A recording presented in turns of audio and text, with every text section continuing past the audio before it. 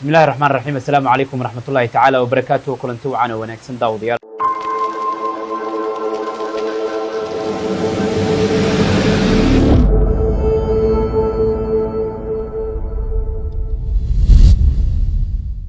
بسم الله الرحمن الرحيم. السلام عليكم ورحمة الله تعالى وبركاته. كلنتو وعنا ونكسن داوديال. كسر دوادا برامج كان يردا وآلابا عو كليات كداوتان تلفزيون كشبelle runtii saddexe ee magaalada Muqdisho ee caasimadda Soomaaliya.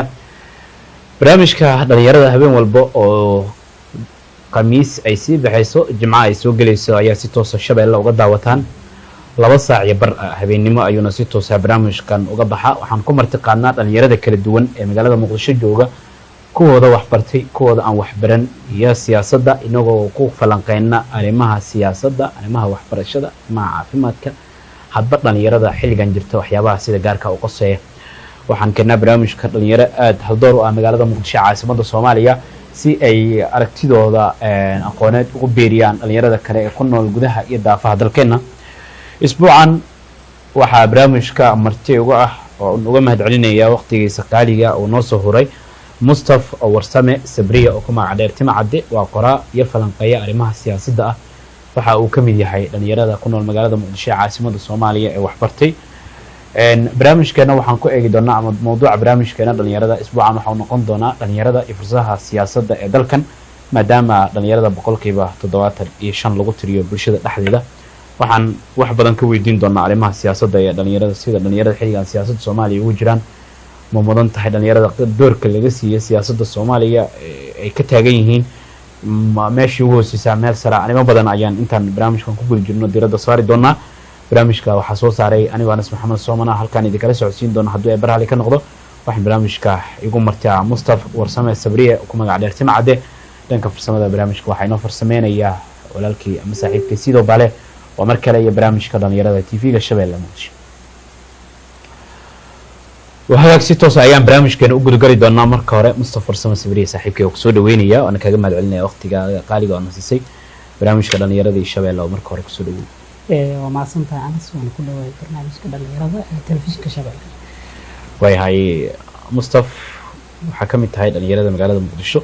أنت برامج كده أقولين بل وكم مصطفى كان برامج كان يرضي الشباب اللي هرفوا ديبه. أنا سو مع سنتا هاي يعني واحد اللي راه مصطفى رسام السبري واحد اللي قناة Tima Cadde. وحنقول شيء مقالة اللي برعيل طالع برتمان الصومالي سنة كيف من سجال بقول سجاش انتدبدي ديرتي عنك هاد صومالي ده مركي لبحانا ديرتي بيبضة ومركي يجوري ده الدنيا اللي ما رايح سنة كذا يعني بس سنة صومالية كان وثنت كدلالي هالكذا يعني كسر بربار لا دوس كسر هالكذا يعني بس قلنا جبين كدني جا عدها مقدشة يعني باجلر كي ماستر كي كبرتي حرير العالم كي دبلوماسية دي سياسة وحنا كم إذا هاي كم إذا بنجيرة دلكا يعني وكيل واحد. كشغل سهل. وين مصطفى ويراد وقول عائلة أقول له تروح برشة هذه أنت اسمها قرى مصطفى. وحن كلا هاي قراب وقت قرى إلا أفربو يعني قري من تاريخ كهلايا إسلام كإيو الدنيا من كهلايا مصيبة مدوبة أفريقيا من كهلايا فدرال الصومالية شن سنة قرآن قرى. وهي هاي فلان قينا وته. absolutely.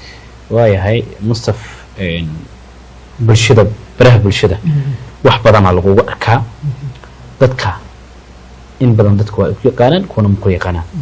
Mustafa maxay dadka u yaqaanaan horta qoraa waa tahay siyaasi waa tahay dhalinyaro meelo kala duwan ka shaqeeyo maxay dadka badan ku yaqaanaan.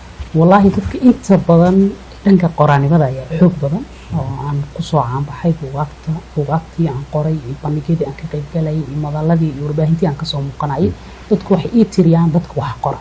laakiin dadku magacyo kala duwan ay ku bixinayaan abwaanka, laakiin Soomaalida maadaama taladii iska badatay laakiin hadda aniga waxay raadaan abwaanimihii waxaan ahay qoraa buugaagta qor. marka filliga hadda qoraanimada ayaan xoog saaran. waayahay marka qoraanimada lagu yaqaana waa nolosha intaas ugu soo gudbaa waxa intaas ku dheer ma jiro Soomaa.